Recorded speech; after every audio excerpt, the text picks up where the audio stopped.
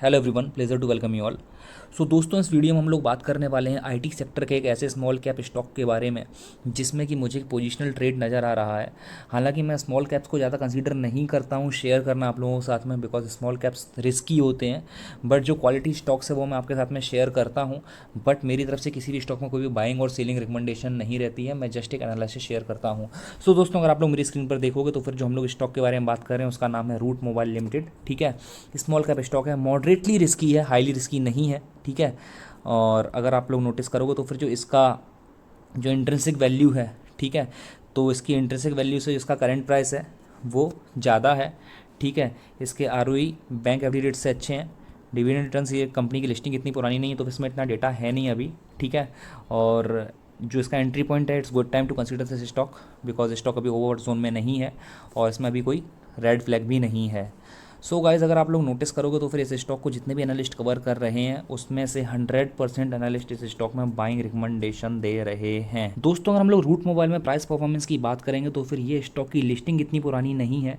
इसके लिए यहाँ पर हम लोगों को ना 3 साल का डेटा तो मिलने वाला है नहीं, लेकिन अगर हम लोग पिछले 1 साल में देखेंगे तो फिर पिछले 1 साल में स्टॉक अराउंड 1.88% डाउन है। ईल्ड टू डेट में अगर हम लोग देखेंगे तो अराउंड -12.78% है ये।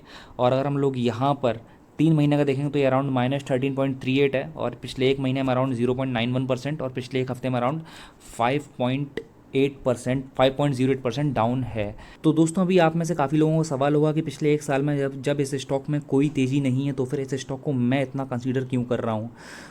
तो अगर आप लोग यहाँ पर जाकर इसकी वॉल्यूम एनालिसिस करोगे तो फिर इसका सीधा जवाब ये है कि जब मैंने इस स्टॉक में इसकी डिलीवरेबल क्वांटिटी देखी तो फिर इसमें इसकी जो डिलीवरेबल परसेंटेज है वो इसका काफ़ी हाई है। इसका मतलब क्या हुआ, इसमें जो बड़े प्लेयर्स हैं या फिर जो लोग जिनका इसमें इंटरेस्ट है वो इसको ना डिलीवरी पे ले जा करके अपने डीमैट अकाउंट में जमा कर रहे हैं। दोस्तों, अगर आप लोग नोटिस करोगे तो फिर यहाँ पर जो कल का ट्रेडिंग सेशन था वहाँ पर इस स्टॉक में अराउंड 84% की डिलीवरेबल क्वांटिटी उठाई गई है। पिछले 1 वीक का अगर आप लोग एवरेज देखोगे वहाँ पर अराउंड 69% की यहाँ पर डिलीवरी उठाई गई है। ठीक है, और अगर आप पिछले 1 महीने का ये इसका एवरेज देखोगे तो यहाँ पर अराउंड 49% की यहाँ पर डिलीवरी उठाई गई है। ठीक है, सो इसका मतलब क्या हुआ कि लोग इस स्टॉक को अपने डीमेट अकाउंट से बेच नहीं रहे हैं, इसको जमा कर रहे हैं बिकॉज स्टॉक में काफ़ी अच्छा अपसाइड एक्सपेक्टेड है। इसी के साथ में अगर हम लोग यहाँ पर शेयर होल्डिंग पैटर्न देखेंगे तो फिर यहाँ पर जो एफआईएस का स्टेक है वो इस स्टॉक में थोड़ा सा कम होता हमको नज़र आया हुआ है। ठीक है, पहले इसमें जो इसका एफआईएस का स्टेक था वो था अराउंड 65.75%, लेकिन ये 1 साल में अराउंड 59.98% ही रह गया है, जो इसमें थोड़ा सा डिक्लाइन तो आया हुआ है। ठीक है, और अगर हम लोग यहाँ पर एफआईएस के डेटा में जाएंगे तो फिर इस स्टॉक में हम लोग एक चीज़ नोटिस करेंगे कि अगर इसमें प्रमोटर्स का शेयर कम हुआ है तो फिर यहाँ पर एफआईएस का इसमें इंटरेस्ट बढ़ता हुआ हमको नज़र आ रहा है। मतलब यहाँ पर फॉरेन इन्वेस्टर्स यहाँ पर आ रहे हैं। ठीक है, जो कि गुड साइन है इस स्टॉक में इन्वेस्टमेंट करने के लिए।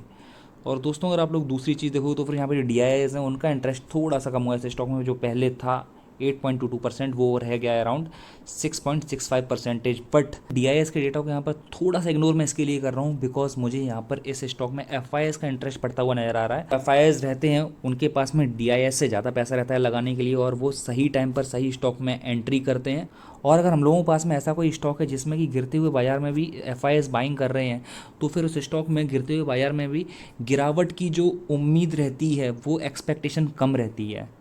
सो guys, now let's try to analyse this stock on chart. फिलहाल आप लोग मेरी स्क्रीन पर रूट मोबाइल का डेली चार्ट देख रहे हो, और अगर आप लोग इसके डेली चार्ट पर नोटिस करोगे तो फिर ये स्टॉक करेक्शन से पहले काफ़ी अच्छे खासे अप ट्रेंड में था, और अप ट्रेंड में चलते चलते जब इसमें करेक्शन आया तो फिर ये बहुत ही ज़्यादा बड़ा करेक्शन इस स्टॉक में आ चुका है।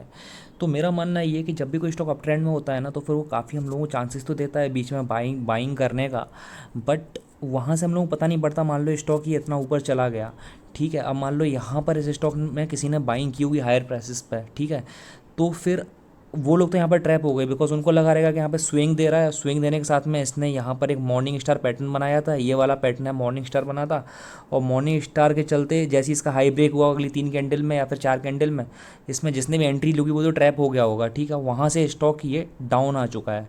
ठीक है, तो फिर जब भी कोई स्टॉक अप ट्रेंड में होता है ना, जब वो ज़्यादा भाग चुका होता है तो उस स्टॉक को मैं थोड़ा अवॉइड करता हूँ बिकॉज पता नहीं कि स्टॉक कहाँ से रिवर्स हो जाए। अभी अगर आप लोग यहाँ पर भी एक चीज़ नोटिस करोगे तो फिर इस स्टॉक ने यहाँ पर कुछ ऐसा ब्रेकआउट दिया। ठीक है, ये ब्रेकआउट हुआ, ब्रेकआउट का हाई भी ब्रेक हुआ और वॉल्यूम के साथ में हुआ, बट ये एक ट्रैप था। ट्रैप कैसा था, ये स्टॉक ने यहाँ पर ब्रेकआउट दिया ज़रूर है, ठीक है, नीचे आया, लोगों को लगा होगा कि एक पुल बैक ले रहा है, बट ये थोड़ा सा ऊपर जाने के बाद में ये इसने एम पैटर्न बनाया ऊपर, लोगों को लगा पुल बैक था, एम पैटर्न बना के सीधा यहाँ पर डाउन, ठीक है। तो फिर अभी इस ट्रैप से तो बचा नहीं जा सकता, बिकॉज ऐसे ट्रैप्स तो मार्केट में आते रहेंगे, this is the part and parcel of the trading, ठीक है। सो अभी इनसे हम लोग लेकिन बच कैसे सकते हैं, इसमें एक ही तरीका है, जैसे ही हमारा स्टॉप लॉस हिट होता है चुपचाप से निकल जाओ वहाँ पे, ठीक है। और उस स्टॉक में अगर वापस से पोजीशन बनानी तो वेट करो। फिलहाल इस स्टॉक में हम लोग एक्सपेक्ट कर सकते हैं, हम लोग यहाँ पर वो बात करेंगे। तो अगर आप लोग नोटिस करोगे तो फिर इस स्टॉक में जो मुझे यहाँ पर सपोर्ट नज़र आता है वो कुछ ये एक लेवल है, ठीक है, जहाँ पर मुझे एक सपोर्ट नज़र आ रहा है, और ये स्टॉक अपने सपोर्ट के आसपास ही भी ट्रेड करता हुआ नज़र आ रहा है। इसी के साथ में अगर आप लोग एक चीज़ नोटिस करोगे तो फिर ये स्टॉक में यहाँ पर कुछ इस तरह से एक ट्रायंगल पैटर्न बन रहा है, जो कि मुझे यहाँ पर एक और पैटर्न बनाता हुआ दिख रहा है। अगर आप लोग नोटिस करोगे तो फिर ये स्टॉक एक यहाँ पर ऊपर गया, ऊपर लेने के बाद वापस पुल बैक ले रहा है, और जैसे ही यहाँ से ऊपर जाएगा तो फिर ये बनेगा एक डब्ल्यू पैटर्न यहाँ पर, ठीक है। और जैसे ही स्नैक लाइन को ब्रेक करेगा स्टॉक यहाँ से ऊपर जाएगा, वॉल्यूम के साथ में जैसे ही ब्रेकआउट होता है इसमें पोजीशन बना सकते हैं। स्टॉप लॉस कहीं इस वाली लाइन के नीचे रखेंगे, अगर वो थोड़ा ज़्यादा बड़ा स्टॉप लॉस हो रहा है तो फिर हम लोग यहाँ कहीं पे स्टॉप लॉस रखेंगे। और टारगेट, फर्स्ट टारगेट अपना ये वाला रहेगा, कौन सा, वो टारगेट रहेगा अराउंड 1910 का, और सेकंड टारगेट अपन रखेंगे इसमें अराउंड 2015 का टारगेट रखेंगे, और जो फाइनल लास्ट टारगेट होगा वो होगा अपना अराउंड 2340 का इसमें लास्ट टारगेट रखेंगे, ठीक है। बट इतने बड़े टारगेट्स अचीव होने में टाइम लगेगा, बिकॉज ये स्टॉक काफ़ी ज़्यादा करेक्ट हो चुका है और हम लोग डेली चार्ट देख रहे हैं। और इसी के साथ में अगर आप लोग इसकी RSI पर नज़र डालोगे तो फिर इसकी RSI भी हम लोगों को एक पॉजिटिव साइन दे रही है।